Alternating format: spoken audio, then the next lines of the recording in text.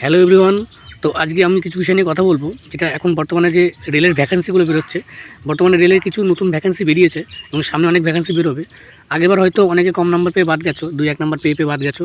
আমি যেমন 1 নাম্বার করে বাদ গেছি, টেকনিশিয়ান 1 নাম্বার বাদ গেছি। আগেবার গ্রুপ ডি পাস করার পর 1 নাম্বার বাদ গেছি, 2 নম্বর বাদ গেছি।